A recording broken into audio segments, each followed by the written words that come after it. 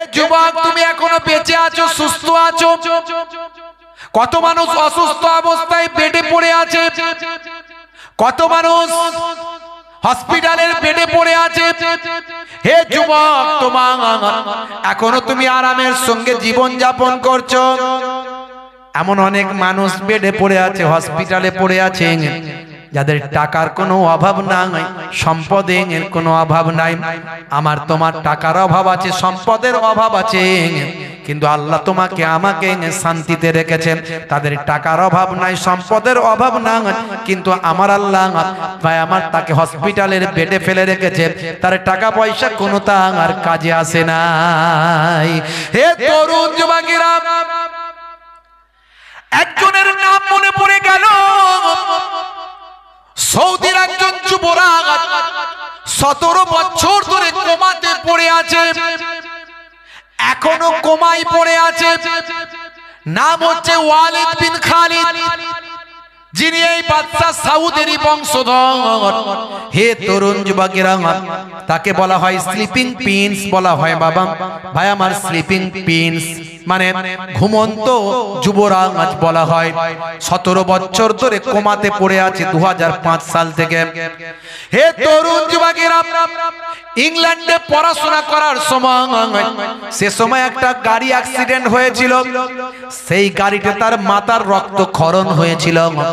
2005 সাল থেকে আজ পর্যন্ত সেই ব্যক্তি সৌদির যুবরাজ, নাম হলো খালিদ বিন ভাই আমার ওয়ালিদ বিন খালিদ, সেই 2005 সাল থেকে 17 বছর কোমাতে পড়ে আছে। তার পিতা ভাই আমার খালিদ হাল ছাড়ে না। লোকে বলে আর কতদিন লাইফ সাপোর্ট দেবে? হবে বলে যতদিন পর্যন্ত আল্লাহ ক্ষমতা দেবেন ততদিন পর্যন্ত লাইফ সাপোর্ট দেব। এখনো আমার বিশ্বাস আমার সন্তান সুস্থ হবে, কারণ আমার সন্তানকে আল্লাহ যদি তুলে নিতেন তাহলে 2005 সালেই সে মারা যেত। আমার আল্লাহ যখন তাকে তুলে নেননি, আমি এখনো আশা রাখি আমার সন্তান একদিন সুস্থ হবে।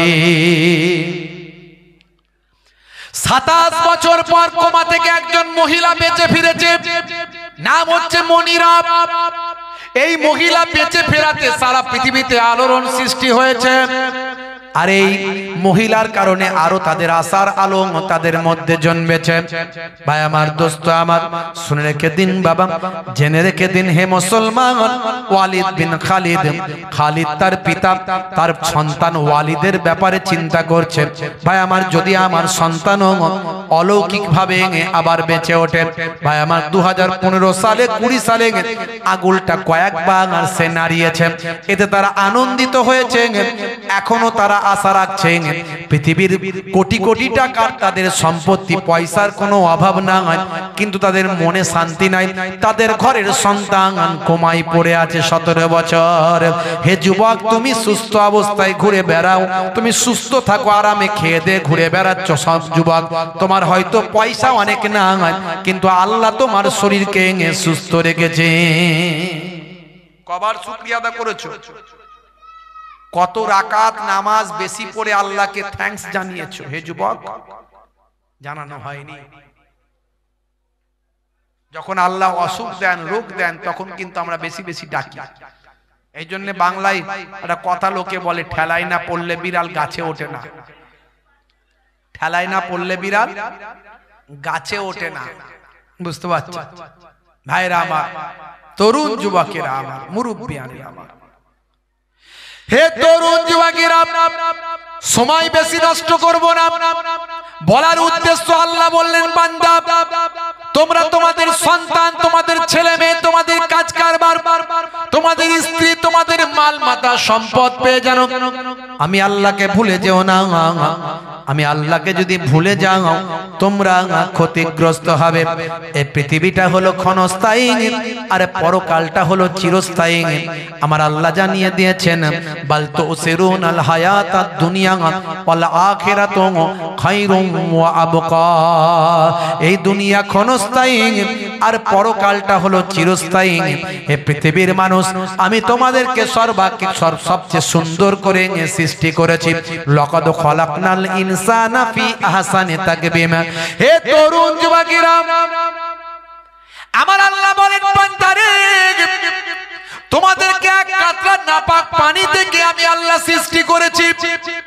নোতফা নোতফা যে নাপাক পানিটা শরীর থেকে বের হলে গোসল করা ফরজ হয়ে যায়। একবার পুরুষের শরীর থেকে ওই নাপাক পানি বের হলে তাদের 40 কোটি শুক্রাণু থাকে। এই 40 কোটি শুক্রাণু একটা ডিম্বাণুর দিকে ছুটে যায় মাতৃগর্ভে। 40 কোটি শুক্রাণুর মধ্যে 300 থেকে 400 বেঁচে থাকে, বাকি সব প্রথমেই মারা যায়। এই 300 থেকে 400 লড়াই করতে থাকে একটা ডিম্বাণুর সঙ্গে মিলিত হওয়ার জন্য, কিন্তু তার মধ্যে সবগুলো মারা গিয়ে হে যুবক তুমি লড়াই করে জিতে মাতৃগর্ভের সন্তানে পরিণত হয়েছিলে। একবারও কি ভেবেছো হে যুবক তোমাকে আমি আল্লাহ কিভাবে তৈরি করেছি? সুম্মা কানা আলাকাতান ফাখালাকা ফাসাওয়া। হে তরুণ যুবকেরা, হে আমার বন্ধুরা, আমার আল্লাহ এক কাতরা নাপাক পানিটাকে মাতৃগর্ভে জমাট বাঁধা রক্তে পরিণত করলেন। এই জমাট বাঁধা রক্তটাকে আমার আল্লাহ পিণ্ডতে পরিণত করলেন, গোস্তের টুকরো। সেই গোস্তের টুকরোটাকে আমার আল্লাহ অনেক বড় করলেন। সেখান থেকে কুদরতি ক্ষমতা আমার আল্লাহ পঞ্চ ইন্দ্রিয় নাসিকা কর্ণ জিহ্বা ত্বক হাত পা চোখ মুখ দিয়ে একটা সুন্দর মানব দেহ বানালেন। মানব দেহটা ছিল মৃত, সেখানে জিন্দা করতে হবে। আল্লাহ বলেন কাইফা তাকফুরুন, তোমরা কেমন করে কুফরি করো। হে দুনিয়ার মানুষ, وَكُنْتُمْ أَمْوَاتًا فَأَحْيَاكُمْ ثُمَّ يُمِيتُكُمْ ثُمَّ يُحْيِيكُمْ ثُمَّ إِلَيْهِ تُرْجَعُونَ। আমি আল্লাহ তোমাদেরকে, হে দুনিয়ার মানুষ শোনো, তোমরা ছিলে পৃথিবীতে, তোমরা ছিলে মৃত, আমি আল্লাহ তোমাদের জীবিত করেছি। তারপর আমি তোমাদের আবার মৃত্যু দেব, আবার তোমাদের জিন্দা করা হবে। সুম্মা ইলাইহি তুরজাউন, তোমাদেরকে আমি আল্লাহ আমার কাছে ফিরতে হবে। এই পৃথিবীতে আসার আগে তোমরা ছিলে মৃত। আল্লাহ বলেন মাতৃগর্ভে আমরা মৃত অবস্থায় পড়েছিলাম। হে তরুণ যুবকেরা, আমার আল্লাহ মাতৃগর্ভে একটা ফারিস্তা পাঠিয়ে আমার আপনার শরীরে রূহ দিয়েছিলেন। রূহটা একটা ফারিস্তার মাধ্যমে আল্লাহ মাতৃগর্ভে দিয়েছিলেন। তারপরে প্রথমে রূহ পারার দেওয়ার পরে সবচেয়ে আগে পঞ্চ ইন্দ্রিয়র যে ইন্দ্রিয় কাজ করে সেটা সায়েন্স বলছে কান, শ্রবণ ইন্দ্রিয়। আল্লাহর কোরআন পড়লে মিলে যায়। 1450 বছর আগে আল্লাহ বলেন প্রথমে আমি সন্তানের কানকে খুলে দিই। জোরে বলুন সুবহানাল্লাহ। প্রথমে সে শুনতে পায়। মুসলমান একটু ভাবুন, আল্লাহর কোরআন সব মিলে যাচ্ছে। আল্লাহ বলছেন আমি ইবাদতের জন্য পাঠিয়েছি। মাল মাতা সম্পদ পেয়ে আমি আমার ইবাদত ভুলে যেও না। ইবাদতগুলোর মধ্যে সবচেয়ে বড় ইবাদত হলো নামাজ। সবচেয়ে বড় ইবাদত কি? নামাজ। আফজালুল ইবাদাতি ইবাদাতুস সালাত। সবচেয়ে বড় ইবাদত হলো নামাজ। মুসলমান নামাজ ছেড়ে দিয়েছে। 70 থেকে 90% মুসলমান নামাজ ছেড়ে দিয়েছে। কোন কোন গ্রামে 70-80% ছেড়েছে, কোন কোন গ্রামে 90-95% মানুষ নামাজ ছেড়ে দিয়েছে। 100 জনের 5 জন 5 ওয়াক্ত পড়ে কিনা তা নিয়েও ডাউট আছে। আপনাদের এখানে আলহামদুলিল্লাহ সবাই পড়ে, কথা ঠিক না ভুল? পড়ে তো নাকি? কি জি শ্রোতা সামনে টানবো তো একটুখানি আপনারা এগিয়ে এগিয়ে আসেন তো ভাই আমার, একটু সামনের দিকে। আর কিছু সময় হয়ে গেছে তো, আজ আসল ওয়াজ তো করিয়ে দিয়েছি। চলে আসেন একটুখানি এগিয়ে এগিয়ে চলে আসেন তো বাবা আমার, একটু একটু বসে বসে এগিয়ে এগিয়ে আসেন। অনেক মানুষ দাঁড়িয়ে আছেন। কালেমা যিকির লা ইলাহা ইল্লাল্লাহ, এগিয়ে এগিয়ে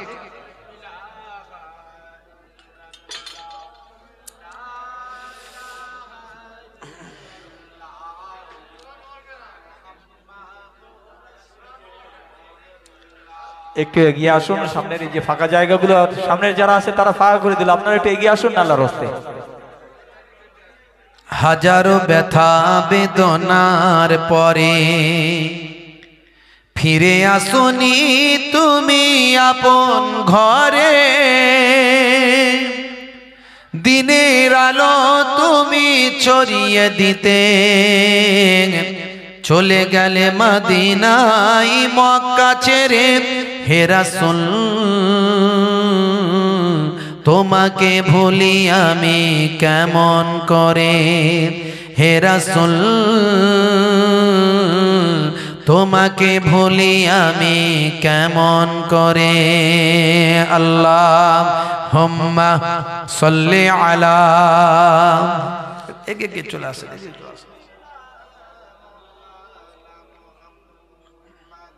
ওয়া আলা আলি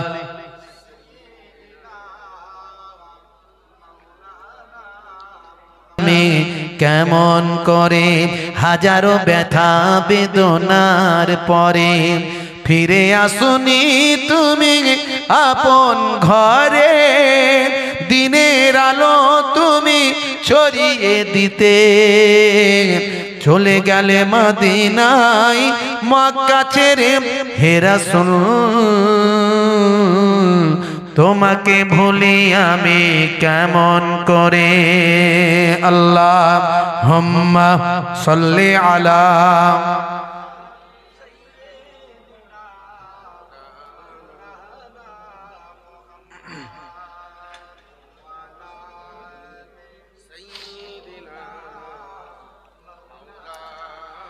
হেরার গুহায় তোমারি ধ্যান, আসমান থেকে নামে আল কোরআন, হেরার গুহায় তোমারি ধ্যান, আসমান থেকে নামে আল কোরআন, ভাঙলো সবার ভুল তোমারি পরে, আসলো কোরআনের ছায়া তলে, ওমর খালিদ আলী আবু বকর ইসলামী ঝান্ডা নিল যে তুলে, আল আমিন তুমি ছিলে যে সদা সকল মানুষের তরে, হে রাসূল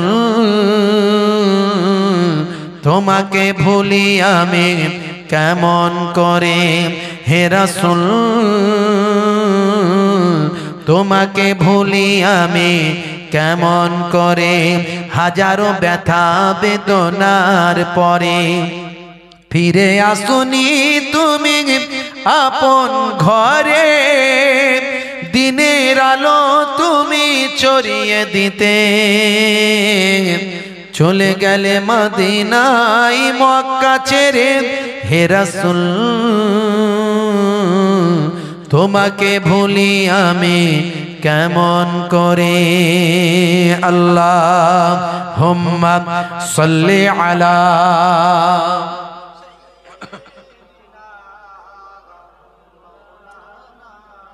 ওয়া আলা আলি,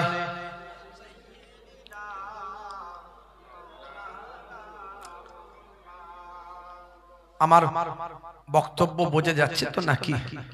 আমি বোঝানোর চেষ্টা করেছি আল্লাহ সত্য, কোরআন সত্য, কোরআন সত্য মানে আল্লাহ সত্য, কোরআন সত্য মানে নবী সত্য, আর যদি সত্য হয় আমাদেরকে সত্যের পথে চলতে হবে। কথা ঠিক না ভুল? সবচেয়ে বড় ইবাদত হলো নামাজ। সেই নামাজের সময় আমরা যেন নামাজ ছেড়ে না দিই। হে তরুণ যুবকেরা, হে আমার বন্ধুরা, শুনে রেখে দিন বাবা, কতগুলো হাদিসকে যদি এক কাছে করা হয় তাহলে এটাই দাঁড়ায় ইচ্ছাকৃতভাবে যদি কোনো বান্দা নামাজ ছেড়ে দেয়, আল্লাহর নবী বলেন তার 14টা শাস্তি হয়। কতগুলো শাস্তি? 14টা শাস্তি। হে জওয়ান যুবকেরা, হে আমার বন্ধুরা, 14টা শাস্তির মধ্যে 5টা শাস্তি দুনিয়া আর জমিনে হবে। 1 নাম্বার শাস্তি হলো ওই বান্দা, বেনামাজি বান্দা, চেহারার মধ্যে কোনো নেককারের জ্যোতি থাকবে না। চেহারা কালো হতে পারে কিন্তু চেহারার মধ্যে ঈমানদারের একটা আলাদা নূর থাকে।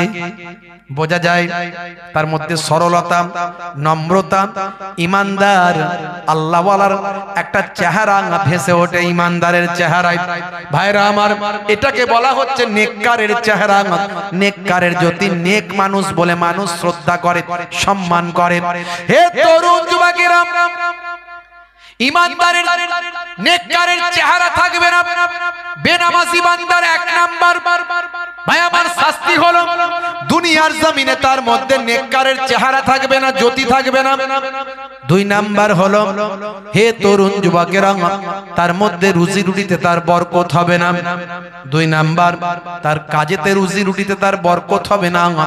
বেনামাজি বান্দার যত ইনকাম করে দেখবেন বলে নাই নাই হুজুর ইনকাম হচ্ছে না, এত ইনকাম করছি টাকা থাকছে না, এত ইনকাম করতে কোনো বরকত দেখতে পায় না, আয় উন্নতি হয় না। একদিক দিয়ে ইনকাম করে একদিক দিয়ে চলে যায়। হুজুর বেশি বেশি তাবিজ করে আর মোটা মোটা নজরানা নাই, আছে না নাই? অরিজিনাল হুজুর হলে বলবেন তাবিজ করে দেব, ঠিক আছে, আল্লাহর কালাম নবীরা করেছেন, সাহাবীরা করেছেন, করে দেব। কোরআন হচ্ছে শেফা, কোরআন হচ্ছে রোগ আরোগ্যের কিতাব, নিশ্চয় কোরআনের তাবিজ জায়েজ, অবশ্যই চলবে, তামিমা হারাম। মান আল্লাকা তামিমান ফাকাদ আশরাক, যে তামিমা টাঙালো সে শিরক করলো। আল্লাহর কোরআন বাদ দিয়ে যেগুলো দিয়ে মানুষের রোগ মুক্তি করা হয়, ঔষধ ব্যতীত যেগুলো দিয়ে রোগ মুক্তি করা হয়, এই অষ্টধাতুর আংটি, এই পাথর দিয়ে, এই ধুল দিয়ে, এই অমুক দিয়ে, এই তমুক দিয়ে, এগুলো তামিমা হারাম। কিন্তু তাবিজ জায়েজ। যারা তাবিজকে তামিমা বানিয়ে দেয় তারা হলো মূর্খ, তারা কিছু বোঝে না। হে তরুণ যুবকেরা, হে আমার বন্ধুরা, হুজুর যদি অরিজিনাল হয় বলবে বান্দাকে নামাজ পড়ো, নামাজ বরকতের মাধ্যম। নামাজ পড়লে তোমার বরকত হবে, আল্লাহর কোরআন এবং রাসূলের হাদিস থেকে প্রমাণ। হে তরুণ যুবকেরা, দুই নাম্বার শাস্তি দুনিয়ার জমিনে হবে, তার রুজি রুটিতে বরকত থাকবে না, দুই নাম্বার। তিন নাম্বার হলো কোন ভালো কাজ যদি সে করে, এই ভালো কাজের সওয়াব আমার আল্লাহ তাকে দেবেন না। ভালো কাজ করলেও নেকি তার হবে না। চার নাম্বার হলো হে তরুণ যুবক, সে যখন নিজের জন্য দোয়া চাইবে, নিজের জন্য যদি কিছু দোয়া চায়, সেই দোয়াটা আল্লাহর দরবারে কবুল হয় না। এটা হলো 4 নাম্বার শাস্তি। আর 5 নাম্বার শাস্তি হলো সেই বেনামাজি বান্দার জন্য কোন আলেম ওলামা, কোন হুজুর, পীর সাহেব, মাওলানা সাহেব, মুফতি সাহেব, হাজী সাহেব, কাজী সাহেব, সেই আলেম মাওলানা যদি ওই বেনামাজি বান্দার জন্য কেঁদে কেঁদেও দোয়া চায়, ওই আলেম হুজুর মাওলানা সাহেবের দোয়াটাও কবুল হয় না। 5টা, বুঝতে পারছেন? বেনামাজি বান্দার 5টা শাস্তি। আমি এই আলোচনাগুলো বেশি করি, ইন্টারনেটে গেলেও দেখবেন ঘুরিয়ে ফিরিয়ে এই একই কথা।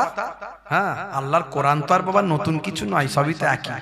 সূরা ফাতিহা 5 বার পড়ছেন, কিন্তু মজা কমে যায় কি? সূরা ফাতিহা 5 ওয়াক্ত নামাজে কতবার পড়ছেন? প্রত্যেক রাকাতে পড়ছেন, কিন্তু মজা যত পড়েন তত পাওয়া যায়। কি আল্লাহর কোরআন কখনো পড়ানো হয় না? এই কথাগুলি তো ঘুরিয়ে ফিরিয়ে বলি, বুঝতে পারছেন? অনেক মানুষ আমাকে ফোন করে, হুজুর আপনার ওয়াজ শুনে আমি নামাজি হয়েছি। এই আজকে একজন বলছিল, হুজুর আপনার ওয়াজ শুনে উনি পাক্কা 5 ওয়াক্ত নামাজি। আগে বিরাট বড় তাসখোর ছিল, তাসখোর, প্রচুর তাস খেলতো, জুয়া খেলতো। জি হ্যাঁ, প্রচুর জুয়া খেলতো, সারা সারা রাত জুয়া খেলে খেলে কাটিয়ে দিত। আপনার ওয়াজ শুনে হেদায়েত হয়ে আমার সঙ্গে দেখা করেছে, আমার কাছে তওবা করেছে। জি হ্যাঁ, তওবা করে 5 ওয়াক্ত নামাজি হয়ে গেছে। এখন মুখে দাঁড়িয়ে আমি হাত বুলিয়ে দিয়েছি। হ্যাঁ, আপনাদের পীরের ঘরের আওলাদ, আল্লাহর বাইতুল্লাহ তওয়াফ করেছি, রাসূলের রওজায় গিয়ে জিয়ারত করেছি, দোয়া চেয়ে এসেছি।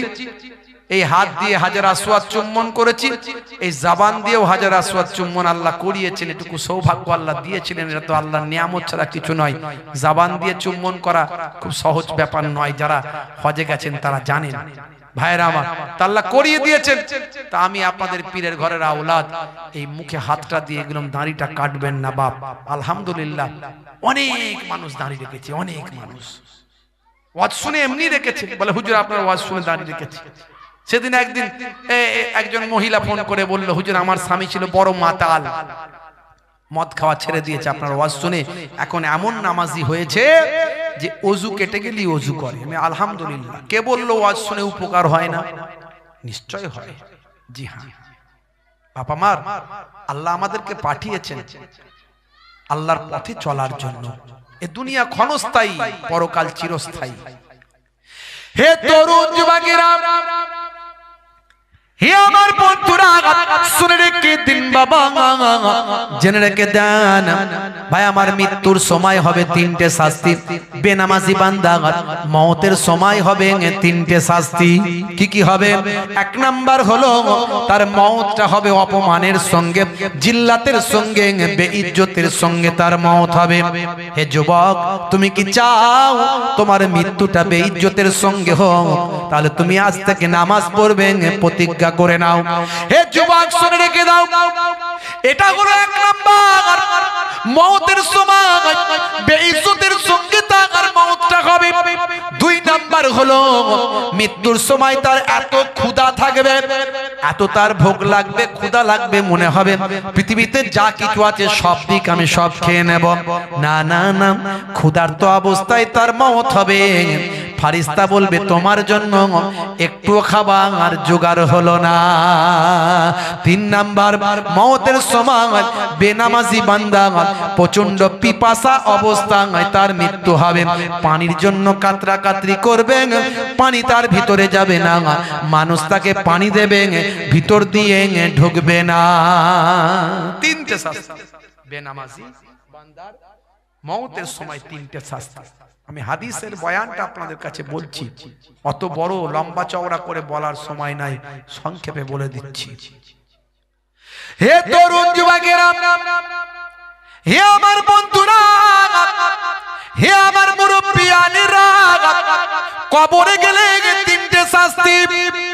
কি কি?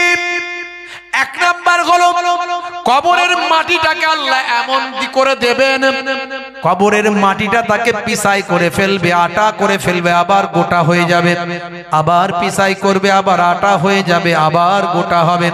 এইভাবে কবরে কন্টিনিউয়াসলি আযাব শাস্তি জারি হয়ে যাবে। দুই নাম্বার হলো কবরটাতে আগুনের কুণ্ডুতে পরিণত হবে, তার কবরটা আগুনের আঙ্গারায় পরিণত হবে, আগুনটা দাউ দাউ করে তার কবরে জ্বলবে। তিন নাম্বার আর একটা শাস্তির উল্লেখ হয়েছে, সেটা হলো কবরে একটা সুজা আকরা নামক একটা ভয়ঙ্কর সাপ নিযুক্ত করা হবে। যে ভয়ঙ্কর সাপ অনাব্রত তাকে দংশন করতে থাকবে। যে সাপের বয়ান এসেছে, সেই সাপ যদি পৃথিবীর মাটিতে একবার নিঃশ্বাস ফেলতো, কিয়ামত পর্যন্ত সেই জায়গাতে কখনো আর ঘাস জন্ম নিত না। এমন ভয়ঙ্কর তিনটে শাস্তি কবরের জমিনে হতে থাকবে।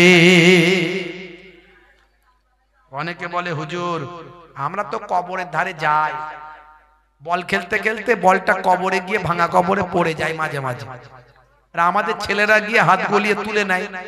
কোনো আযাবও দেখতে পায় না, কোনো আগুনও জ্বলে না, সাপটাপও দেখতে পায় না, সাপটাপও দেখতে পায় না। আমি বলি তাহলে তোমাকে একটু ভালো করে ব্যাখ্যাটা বুঝতে হবে। কি ব্যাখ্যা? দেখবে সবাই জেগে আছে, তুমি ঘুমিয়ে আছো ঘরেতে, ঘুমের মধ্যে একটা স্বপ্ন দেখছো। কি স্বপ্ন? বাসে করে যাচ্ছ, ওদিক থেকে বাস এসে ধাক্কা মারলো, ব্রিজ ভেঙে পানিতে পড়লে বাসের ভিতর থেকে গলে পানির ভিতর ডুবুক খাচ্ছ আর সাঁতার কাটছো, বাঁচার চেষ্টা করছো কিন্তু ডুবে যাচ্ছ, বাঁচাও বাঁচাও বলছো, পানির ভিতরে পানি খাচ্ছ আর ডুবে যাচ্ছ আর চিৎকার করছো। এই করতে করতে তোমার ঘুমটা যখন ভেঙে গেল, তুমি একাই হাঁপাচ্ছ, বাকিরা আনন্দে ফুর্তিতে ঘুরে বেড়াচ্ছে, কেউ কিছু টের পায়নি, যা পেলে তুমি একাই পেলে। কষ্ট যা হলো তোমারই হলো, অনেক কষ্ট পেয়েছো তুমি, ঘেমে গেছো একদম বেটা, বুঝতে পারছো তো? এই হচ্ছে পজিশন। স্বপ্নের মধ্যে যে কষ্টটা তুমি পেলে, একটা মনে করে নাও কবরে দেওয়ার পর আযাবটা সে সেরকম ভাবেই পাবে, তুমি কিন্তু অন্য কেউ বুঝতে পারবে না যে সে কেমন আযাবের মধ্যে আছে। বুঝতে পারছেন? হে তরুণ যুবকেরা, কিয়ামতের দিনে তিনটে শাস্তি বেনামাজির জন্য হবে। এক নাম্বার হলো, হে তরুণ যুবকেরা, হে আমার বন্ধুরা, হে আমার মুরব্বিয়ানেরা, এক নাম্বার হলো ডান হাতে আমল নামা দেওয়া হবে না। দুই নাম্বার হলো ভাইরা আমার, তরুণ যুবকেরা আমার, মুরব্বিয়ানিরা আমার, আমার আল্লাহ ওই বেনামাজি বান্দার উপর আমার আল্লাহ নারাজ থাকবেন, অসন্তুষ্ট থাকবেন। সমস্ত ঈমানদারদের উপর আল্লাহ রাজি, আর বেনামাজির উপর আল্লাহ অসন্তুষ্ট। এটা হলো সবচেয়ে বড় শাস্তি। তিন নাম্বার হলো ফারিস্তারা জাহান্নামের দিকে বেনামাজিকে টানতে টানতে নিয়ে গিয়ে ফেলে দেবে। হে যুবকেরা, এই হলো 14টা শাস্তি বেনামাজির জন্য। হাদিস থেকে প্রমাণ পাওয়া যায়। আজ থেকে প্রতিজ্ঞা করুন, নামাজ ছাড়বেন না। মুয়াজ্জিন যখন আযান দেয়, হাইয়া আলাস সালাত, মুসলমানের ছেলে পল্টু বলে তাড়াতাড়ি মসজিদ তলা থেকে পালা, ইমাম সাহেবের জ্বালা। কেন রে ভাই? যদি দেখতে পাই তাহলে বলবে পল্টু নামাজ পড়বি আয়। তাই তাড়াতাড়ি যাতে দেখতে না পায় আজান দিয়ে বেরিয়ে দেখবে পল্টু আর মসজিদ তলায় নাই। কেন রে ভাই? পল্টু গেছে তাস খেলতে ভাই, পল্টু গিয়ে ফ্রি ফায়ার চালায়, পল্টু গিয়ে সেখানে গিয়ে ক্যারামটা খেলে সময় কাটায়। কিন্তু ইমাম সাহেবের জ্বালায় মসজিদ তলা থেকে পল্টু পালায়। কেন? নামাজ পড়বি আয়, তাই সেখান থেকে পালায়। আল্লাহ বলেছিলেন মুয়াজ্জিন ডাক দিয়ে ডাকো, সবাইকে ডাকো, নামাজে আসার জন্য বলো। মুয়াজ্জিন আজান দিয়ে বলেছিল, হাইয়া আলাস সালাম,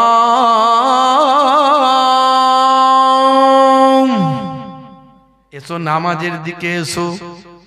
মুয়াজ্জিন আওয়াজ দিয়ে বলেছিল নামাজের দিকে এসো। এলে কি হবে? আমার আল্লাহ জানে বান্দা আমার লাভ লোকসান ছাড়া চলে না, তাই এদের লাভ কিছু দিতে হবে। তাই মুয়াজ্জিনকে বলছে, এই মুয়াজ্জিন বলে দাও নামাজে এলে লাভ হবে। কি লাভ হবে বলে দাও।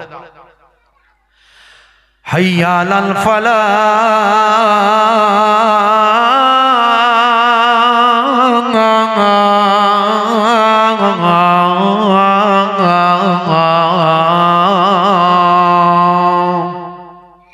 নামাজে এলে আমি আল্লাহ তাকে কামিয়াবি দান করে দেব। জোরে হবে না? জোরে হবে না? চাকরিতে কামিয়াবি পেতে চাও, নামাজে এসে সিজদায় আমাকে জানাও। ব্যবসায় কামিয়াবি পেতে চাও, নামাজে এসে সিজদায় আমাকে জানাও। ফসলে চাষবাসে কামিয়াবি পেতে চাও, নামাজে এসে সিজদায় আমাকে জানাও। তুমি যখন আমাকে বলবে আমি আল্লাহ শুধু শুনবো, তুমি বলবে আর আমি শুনবো, তুমি বলবে আর আমি শুনবো, কেউ তো শুনতে পাবে না। আমি আল্লাহ তোমার কথা কবুল করে নেব। বান্দা তোরা আমার কাছে সাহায্য প্রার্থনা কর ধৈর্য এবং নামাজের মাধ্যমে। তবে হ্যাঁ, ইমানদারকে মাঝে মাঝে আল্লাহ পরীক্ষা নেবেন। পরীক্ষা নিলে ভেঙে পড়লে চলবে না। পরীক্ষা এই জন্যই আল্লাহ নেন, পুরস্কার দেবেন বলে। মাঝে মাঝে তো টেস্ট করতে হবে না, সবসময় দেবো নেবে আর একবার যদি না দিই উনি কাঁদবে চিৎকার করবে, ওটা চলবে না। ইব্রাহিম নবীকে আল্লাহ আগুনে ফেলে আপনার পরীক্ষা করেছিল। আমাদের নবীর পুরুষ সন্তান যত ছেলে সন্তান ছিল আমাদের নবী সব তুলে নিয়েছে আল্লাহ। কেউ বেঁচে ছিল ছেলে সন্তান? আমাদের নবীর ছেলে সন্তানের কেউ বেঁচে ছিল? বড় পরীক্ষা। আমার নবী ভেঙে পড়েনি, সবর করেছে। ইমানদারদের আল্লাহ পরীক্ষা নেবেন ডাইরেক্ট জানিয়ে দিয়েছেন, সব তো বলে দিয়েছে। আপনার চিন্তা কিসের? এই জন্য বলি একটু কোরআন মাজিদটা পড়ুন, একটু পড়ুন। এখন মোবাইলে ছেলেরা সব ফ্রি ফায়ার, পাবজি গেম, এই ক্যারাম বোর্ড, এই অমুক তমুক। কোরআন মাজিদের অ্যাপ ডাউনলোড করে নাও, বাংলায় পড়ো, বোঝো কি আছে কোরআনে। একবার জীবনে খতম করে মরো, মরতে যদি হয় মরবে, একবার কোরআন মাজিদ খতম করে পড়ে বুঝে মরো। আর যেখানটা মনে হবে ডাউট হচ্ছে, আমি বুঝতে পারছি না, কোরআন মাজিদের অনেক নাসেক মানসুক আয়াত আছে, সেগুলো আলেম ওলামাদের কাছে জেনে নাও। এখানটা হুজুর এরকম কেন বলা হলো, ওই জায়গাটাতে এটা বলা হয়েছে। কারণ কোরআন মাজিদ 23টা বছর ধরে নাজিল হয়েছে, 30 পারা কোরআন। আগের আয়াতকে পরের আয়াত দিয়ে অনেক সময় ক্যান্সেল করা হয়েছে, বুঝতে পারছো? আলেম ওলামাদের কাছে জেনে নিতে হবে। আল্লাহ নিজেই কোরআনে সেটা বলেছেন, ফাসআলু আহলা যিকরি ইন কুনতুম লা তা'লামুন। তুমি যেটা জানো না, জাননেওয়ালার কাছে গিয়ে জেনে নাও। আল্লাহর কোরআন ওয়াটার। ওয়াক্ত যে হলো ওযু করো মসজিদে চলো খোদার হুকুম পালন করো নামাজটা পড়ো ওয়াক্ত যে হলো ওযু করো মসজিদে চলো দিন রাত 5 ওয়াক্ত নামাজ পড়লে পাবে ভাই জান্নাত জোরে হবে না জোরে হবে না ফজরের সময় হলে মসজিদে যাও তুমি চলে থেকো না বিছানায় শুয়ে খোদা দেন রহমত ঢেলে জোরে হবে না জোরে হবে না জোহরের সময় হলে কাজটা দাও তুমি ছেড়ে কিছু সময় দাও নামাজে খোদা দেন সফলতা কাজে জোরে হবে না মাগরিবের ওয়াক্ত আসিলে মসজিদে যাও তুমি চলে কবরের আযাব থেকে মুক্তি প্রভু দেবে ওয়াক্ত যে হলো ওযু করো মসজিদে চলো খোদার হুকুম পালন করো নামাজটা পড়ো ওয়াক্ত যে হলো ওযু করো মসজিদে চলো দিন রাত 5 ওয়াক্ত নামাজ পড়লে পাবে ভাই জান্নাত হে তরুণ যুবকেরা আমি আপনি উম্মতে মুহাম্মাদী হে তরুণ যুবকেরা মাত্র 1 থেকে 1.5 সপ্তাহ আগে জম্মু কাশ্মীরের আদালতে একটা বিচার হয়েছে এই বিচারটা বিচারপতির নাম হলো মিস্টার বিনোদ চ্যাটার্জি কৌর গতকালকে আমি ভাই আমার নিউ টাউন এলাকায় একজন হাইকোর্টের বড় উকিলের সঙ্গে কথা বলছিলাম বলতে বলতে ইসলামিক আলোচনা তিনি আমার কাছ থেকে শুনছিলেন বলে হুজুর আপনাদের বক্তব্য আলাদা আপনাদের দ্বারাই কত মানুষ হেদায়েত হয়ে যায় আমরা অ্যাডভোকেট আইনজীবী বিখ্যাত উকিল আমার বিরাট নাম গিয়ে অফিসটায় দেখলাম অন্তত কয়েক গাড়ি শুধু কিতাব দেখতে পেলাম আইনের কিতাব সেই মানুষটা বলছে হুজুর আপনি কিছু দিনের কথা ইসলামের কথা আলোচনা করুন কোরআনের কথা কিছু বলুন কোরআন মাজিদ আল্লাহ যখন আরবিতে করেছেন নিশ্চয়ই আরবি ল্যাঙ্গুয়েজের একটা বিরাট মহত্ব আছে একটা বিরাট একটা মাধুর্য আছে আরবি ল্যাঙ্গুয়েজ এই কথা বলতে বলতে আলোচনা আমি জম্মু কাশ্মীর হাইকোর্টের বিচারপতির কথা বললাম তিনি অবাক হয়ে গেলেন হে তরুণ যুবকেরা হে আমার বন্ধুরা আজ থেকে প্রায় 1.5 সপ্তাহ আগে জম্মু কাশ্মীর হাইকোর্টের বিচারপতি নাম হলো বিনোদ চ্যাটার্জি কৌর বিচারপতি বিনোদ চ্যাটার্জি কৌর তিনি যে বিচারটার রায় দিচ্ছিলেন সেই বিচারটা কবেকার জানেন ভাই আমার নিউজে খবর হয়েছে 43 বছর আগের বিচার 43 বছর আগে পিতার সম্পত্তি থেকে ভাই তার বোনকে বঞ্চিত করেছিল 43 বছর পর রায় উঠেছে হে তরুণ যুবকেরা হে আমার বন্ধুরা শুনে রেখে দিন জেনে রেখে দিন ওই ভাই আর অন্য কেউ নন তিনি হলেন একজন মুসলমান ঘরের মানুষ তার নাম হলো আব্দুল গফফার বর্তমানে তিনি একজন হাজী সাহেব এবং দাড়িওয়ালা সুবি সাহেব আল্লাহওয়ালা মানুষ 43 বছর আগে তিনি তার বোনের ভাই আমার সম্পত্তির অধিকার থেকে পিতার সম্পত্তি থেকে বোনকে বঞ্চিত করেছে আমরা যারা এখানে আছি আমরা তো এইসব কাজ করি না আমরা আমাদের বোনেদেরকে ঠিকঠাক পাইয়ে দিই। আমাদের দিকে কিছু লোক আছে খবর পাই মাঝে মাঝে যে বোনকে ভালো করে খাইয়ে দাইয়ে বিরিয়ানি টিরানি করে বলে যে লাখ 2 টাকা দিচ্ছি, তোর তো ওখান থেকে পাবি, আর আমার এটুকু ছাড়া আর কিছু নাই। হ্যাঁ, এটুকু মানে কয়েক কোটি টাকার সম্পত্তি, তো আমার এটুকু ছাড়া কিছু নাই, তো তুই তো ওখান থেকে সব পাবি, আর এখানে এলে আমার বাড়িতেই থাকবি, এখানেই উঠবি, এটাই তোর ঘর, আমার মানে তো তোর, আমার মানে তো তোর বোন, বল তাই না? তো বোনকে এরকম খাইয়ে দাইয়ে লাখ 2 টাকা দিয়ে, আর ভাই আমার এই টিপসইটা মেরে নিয়েছে, বুঝতে পারছি, মেরে সব নামে নিয়ে নিয়েছে। তো ওই রকম লোক আপনাদের এখানে আশা করি নাই, নাই বললেই চলে। এইসব তো বসিরহাট এলাকা, আল্লাহ করে আল্লামা হুজুরের আশপাশের এলাকা, এখানকার মানুষ হাফেজ আলমও বেশি, আল্লাহওয়ালাও বেশি, আর শরীয়ত দিন মেনে চলার লোকও বেশি। ঝগড়া ঝাঁটি কোন রকম সব দিক থেকে শান্তি, কথা ঠিক না ভুল? মাশাআল্লাহ, আল্লাহ কবুল করুন, আল্লাহুম্মা আমিন। হে তরুণ যুবকেরা, হে আমার বন্ধুরা, শুনে রেখে দিন বাবা, জেনে রেখে দেন হে মুসলমান।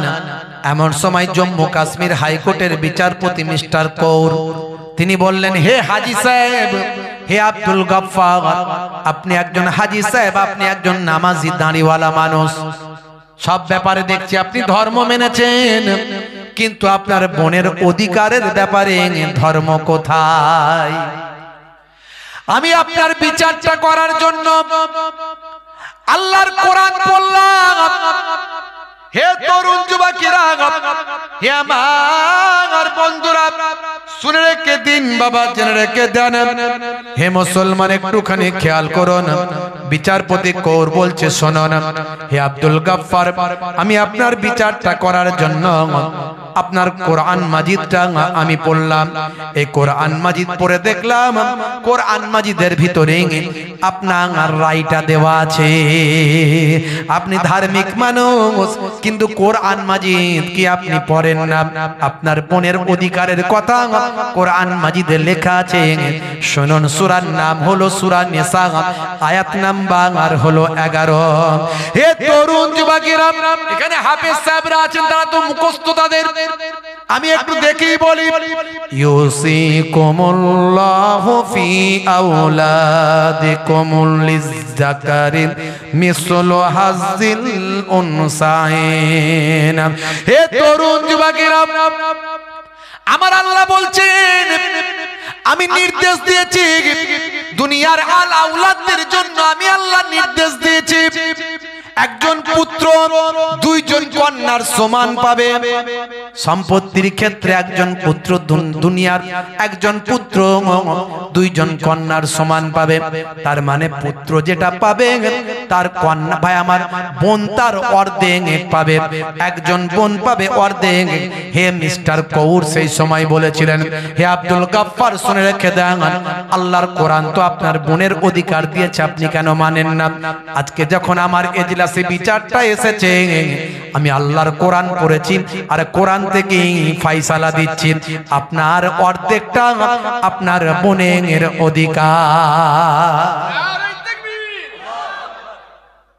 হে জওয়ান যুবকেরা, আমি এই উদাহরণটা কেন দিলাম, বাস্তব তথ্যটা কেন বললাম, এই জন্যই বললাম, 1450 বছর আগে কোন প্যাথোলজি ছিল না, কোন সায়েন্টিস্ট তখন প্রথাগত সায়েন্টিস্ট ছিল না, এরকম নাসা ইসরোর জন্ম হয়নি।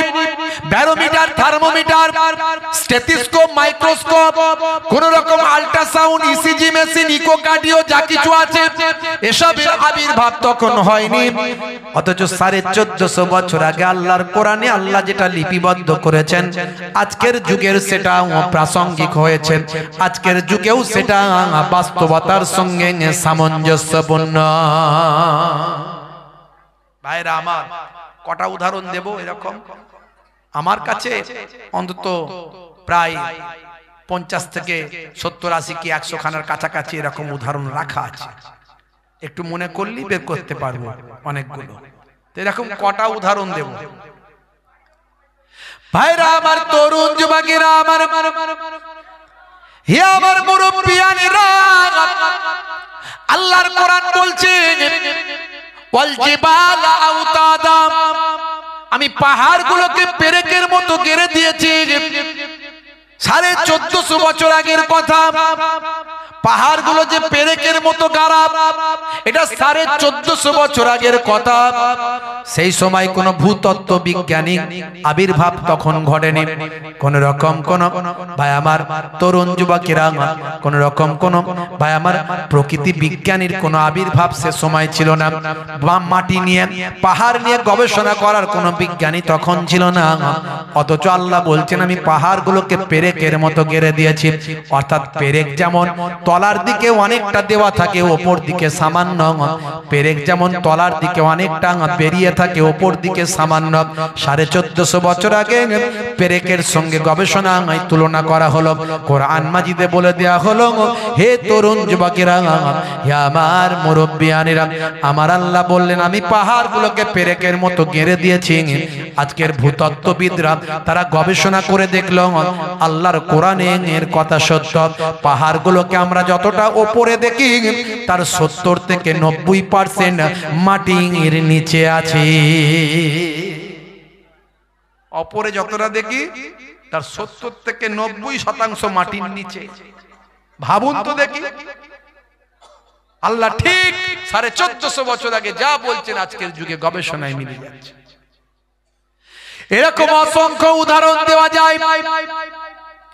হে তরুণ যুবকেরা, হে আমার বন্ধুরা, শুনে রেখে দিন বাবা, জেনে রেখে দেন, এরকম অসংখ্য উদাহরণ দেওয়া যায় বাবা। ভাইরা আমার তরুণ যুবকেরা, আল্লাহর নবী মধু খেতে, মিষ্টি খেতে পছন্দ করতেন। ইউহিব্বুল হালওয়া ওয়াল আসাল, আল্লাহর নবী পছন্দ করতেন মধু খেতে এবং মিষ্টি পান করতে। মিষ্টি পান করতে এবং মধু পান করতে নবী আমার পছন্দ করতেন। 1450 বছর আগে আল্লাহর নবী মধুর উপকারিতার কথা বলেছেন। তোমরা মধু খাবে, রোগে অসুখে বিসুখে তোমরা মধু খাবে। আজকের যুগে মধু ডাক্তারেরা প্রেসক্রাইব করে সর্দির জন্য, কাশির জন্য, বিভিন্ন উপকারে মধু খেলে শরীর স্বাস্থ্য ভালো হয়, রোগ অসুখ বিসুখ কমে যায়। শুধু তাই নয়, খাওয়া দাওয়ার পরে যদি একটু মধু খান, মিষ্টি খান, ভাইরা আমার তরুণ যুবকেরা, স্বাস্থ্য বিশেষজ্ঞরা বলছেন হজমের উপকার হয়। আর আমাদের যে হার্টের একটা অসুখ আছে কার্ডিওভাস্কুলার, এই কার্ডিওভাস্কুলারের মতো ভয়ঙ্কর রোগ থেকেও বাঁচা যায়। উদাহরণ অনেক, কত উদাহরণ দেব বাপ আমার তরুণ যুবকেরা। বেশি উদাহরণে আমি যাচ্ছি না। আল্লাহর কোরআন এবং রাসূলের হাদিস 1450 বছর আগে যা বলা হয়েছে, এর জন্য আল্লাহ কোরআন মাজিদের শুরুতেই সূরা বাকারার ভিতরে বলেছেন যালিকাল কিতাবু লা রাইবা ফীহি হুদাল লিল মুত্তাকিন। জোরে বলুন, জোরে বলুন। আমার আল্লাহ বলছেন যালিকাল কিতাব, এই হাযাল কিতাব লা শাক্কা ফী, এতে কোনো সন্দেহের অবকাশ নাই। মুত্তাকি বান্দারা এই কিতাব থেকে হেদায়েত প্রাপ্ত হয়। যারা তাকওয়ালা, যারা গবেষণা করবে, যারা ভাববে, যারা চিন্তা করবে, কোরআন মাজিদ নিয়ে অ্যানালাইসিস করবে, তারা এই কিতাব থেকে উপকার পাবে। জোরে হবে না? আর জোরে হবে না? ভাইরা আমার, তরুণ যুবকেরা আমার, হে আমার মুরব্বিয়ানেরা, শুনে রেখে দিন বাবা। হে মুসলমান, সেই কোরআন মাজিদে আল্লাহ বলছেন, হে দুনিয়ার মানুষ শুনে রেখে দাও, ইয়া আইয়ুহাল্লাযীনা আমানু লা তুলহিকুম আমওয়ালুকুম ওয়ালা আওলাদুকুম আন যিকরিল্লাহ। হে দুনিয়ার মানুষ শুনে রেখে দাও, জেনে রেখে দাও, হে ईमानदारीरा, তোমরা ना भूला दे बाल तुम्हारा और औलाद तुम्हारे अल्लाह की इबादत से, আল্লাহর ইবাদত থেকে তোমরা তোমাদের সম্পদ পে, মালমাতা পে, তোমাদের আল আওলাদ পে আল্লাহর ইবাদতটা ভুলে যেও না। যদি তোমরা ভুলে যাও তাহলে তোমরাই তো ক্ষতিগ্রস্তদের অন্তর্ভুক্ত হবে। তোমরা যেন আল্লাহর ইবাদত ভুলে যেও না। লা তুলহিকুম আমওয়ালুকুম ওয়ালা আওলাদুকুম আন যিকরিল্লাহ ওয়া মান ইয়াফআল যালিকা ফাউলাইকা হুমুল খাসিরুন। তোমরা ক্ষতিগ্রস্তদের অন্তর্ভুক্ত হবে। আজকে বড় বড় জালেম, বড় বড় অপরাধীকে আল্লাহ সাইজ করে দিচ্ছে। মানুষের ক্ষমতা নাই তাদের সঙ্গে লাগা। আমেরিকা পৃথিবীর দাদা, পৃথিবীর দাদা, বুঝতে পারছেন? ওয়ার্ল্ড ট্রেড সেন্টার, তাই তো? ওই যে জোড়া বিল্ডিং, জোড়া বিল্ডিং, ওই যে দুটো বিরাট বিল্ডিং ছিল কিছু বছর আগে, সেখানে টুইন টাওয়ার, ভাই আমার, সেই টুইন টাওয়ারে হামলা করেছিল, ওই কোন আতঙ্কবাদী হামলা বা কিছু একটা হয়েছিল, ওই যে উড়োজাহাজে গিয়ে ধাক্কা লেগেছিল, সব ধ্বংস হয়ে গিয়েছিল, সব মারা গিয়েছিল। তারপর থেকে আফগানিস্তানের মতো একটা দেশকে ভাই আমার পুরো শেষ করে দিয়েছিল, পুরো একদম শেষ করে দিয়েছিল। সেই আফগানিস্তানে হাজার হাজার মানুষ মারা গেল, সিরিয়া, তারপরে আরো অন্যান্য দেশগুলো সব শেষ হয়ে গেল, হাজার হাজার মানুষ মারা গেল। আমাদের গায়ে ধাক্কা মারবি? এখন কে মেরেছে তাও তো প্রমাণ কোনোদিন হয়নি। বলেছিল নাকি ওসামা বিন লাদেন, বলে তাকে খুঁজে খুঁজে খুঁজে খুঁজে নাকি ভাই আমার শহীদও করলো। কত রকম যে কথা আমরা ইন্টারনেটে পাই, বলা মুশকিল। তো পরবর্তীকালে একজন ও তাদের ইন্টেলিজেন্সের একজন ব্যক্তির আবার ভিডিও পাওয়া গেল, তারা বলছে যে এসব তৈরি করা জিনিস, বলছি এসব পলিটিক্সের জন্য তো অনেক কিছু করে, বুঝতে পারছেন না? তো যাই হোক, যেটাই হোক, কোন মানুষের মৃত্যু কখনো কামনা করি না আমরা। ইসলাম কখনো কোন মানুষের ক্ষতি, মৃত্যু, কষ্ট এগুলো পছন্দ করেন না। আমার আল্লাহ বলেছেন ইউরিদুল্লাহু বিকুমুল ইউসরা ওয়ালা ইউরিদু বিকুমুল উসরা। আমার আল্লাহ তোমাদের জন্য সরলতা পছন্দ করেন, কঠোরতা, কষ্ট পছন্দ করেন না। কোন মানুষের উপর আঘাত, জুলুম এগুলো ইসলাম পছন্দ নয়। ভাইরা আমার বলার উদ্দেশ্য এই যে দুটো বিল্ডিং ভাঙার কারণে কতগুলো দেশকে তারা শেষ করে দিয়েছে। কথা ঠিক না ভুল? এই লস অ্যাঞ্জেলেস, ক্যালিফোর্নিয়া, ভাই আমার বিনোদন নগরী বলা হয়, বিনোদন নগরী। এই বিনোদন নগরী যেখানে মিলিনিয়াররা থাকে, ভাইরা আমার, হলিউড থেকে শুরু করে পৃথিবীর বিখ্যাত বিখ্যাত ধনী ব্যক্তিদের যেখানে বাস, হাজার হাজার ঘর বাড়ি পুড়ে শেষ, এখনো জ্বলছে। 1.5 থেকে 2 সপ্তাহ ধরে জ্বলছে। 7,500 ফায়ার কন্ট্রোল হেলিকপ্টার, তাতে করে পানি নিয়ে এসে ফেলা হচ্ছে। এমন কি কেমিক্যাল, যে কেমিক্যাল দিলে আগুন বন্ধ হয়ে যায়, সেই কেমিক্যাল উপর থেকে ফেলা হচ্ছে। একদিকে উত্তর দিকে যখন আগুন চলছে, দক্ষিণ দিকে আবার তুষার ঝড় চলছে, তুষার ঝড়। আমেরিকার আবার দক্ষিণ দিকে তুষার ঝড় শুরু হয়েছে, তাতে আবার বহু মানুষ মারা যাচ্ছে। এত বরফ পড়েছে, বরফ বলছে অন্তত ভাই আমার 1 কোমর করে বরফের রাস্তা হয়ে গেছে, গাড়ি ঘোড়া সব বরফে ঢাকা পড়ে যাচ্ছে, এমন অবস্থা, তুষার ঝড় চলছে। কিন্তু কারো বিরুদ্ধে কোনো অ্যাকশন নিতে পারছে? আমেরিকা পারছে? গুলি করছে, ফায়ার, গুলি করে দেবো, হ্যাঁ পারছে? পারছে।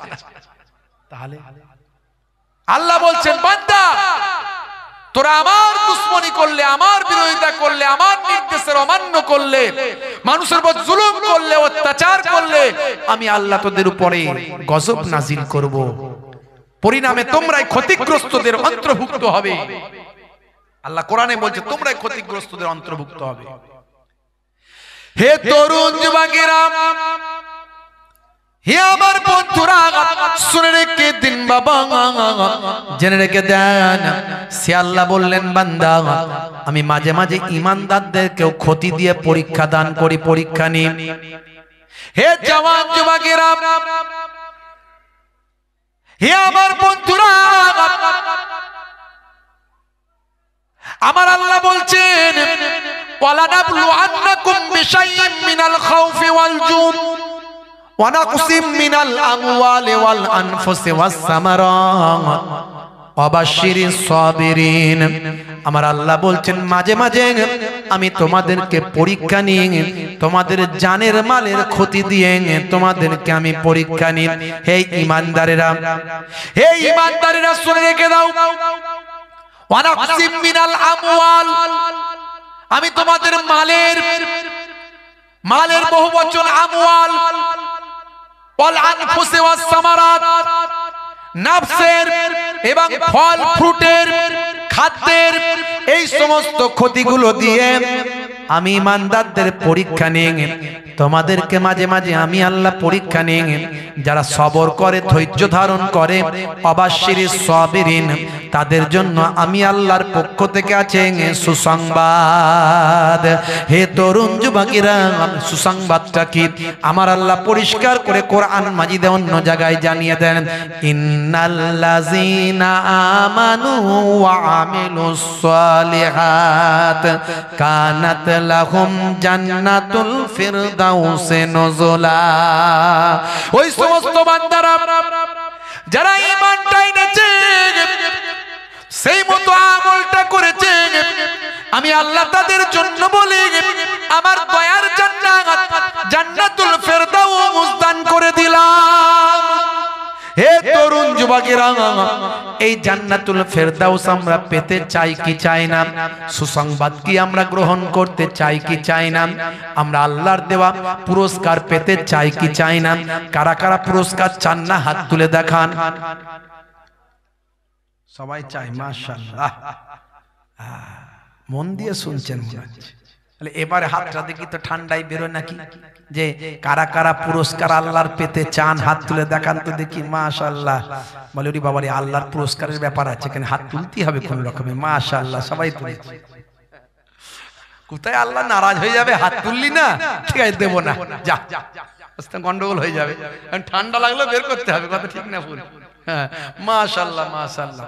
ভাইরা আমার, তরুণ যুবকেরা আমার, তাহলে পুরস্কার দেবেন কে? কি করলে পুরস্কার দেবেন? আল্লাহ বললেন ঈমানটাকে যদি পাক্কা করো আর আমলটা যদি ঠিকঠাক করো, তাহলে আল্লাহ বলছেন পুরস্কার দেব। এখন অনেকে বলে মাঝে মাঝে, হুজুর আপনি সব ওয়াজি ভালো লাগলো, সবই ঠিক আছে, কিন্তু আমি নামাজ পড়তে পারি না হুজুর, নামাজটা পড়তে পারি না। কিন্তু হুজুর একটা কথা বলবো। কি কথা? আমার ঈমান কিন্তু পাক্কা, ঈমান আমার কিন্তু পাক্কা। আমি সর্বনাশ করেছে, নামাজ পড়ে না আবার ঈমান পাক্কা কি রে? কত রকমের মানুষ আছে বুঝতে পারছো? তাকে তার মতো বলতে হয়, তার মতো বোঝাতে হয়। হে তরুণ যুবকেরা, আমার আল্লাহ আপনাকে সুস্থ রেখেছেন, এর কি আমরা শুকরিয়া আদা করতে পেরেছি? হে যুবক, তোমার চোখের সামনে কত মানুষ মারা যাচ্ছে, তুমি এখনো বেঁচে আছো, এটা নিয়ে কি একবার গবেষণা করে দেখেছো? হে যুবক, তুমি তোমার জীবনে কত মানুষের জানাজায় শরীক হয়েছো, কত মানুষকে দাফন করতে কাফন পরাতে দেখেছো, তুমি নিয়ে এটা নিয়ে কি একবারও গবেষণা করেছো?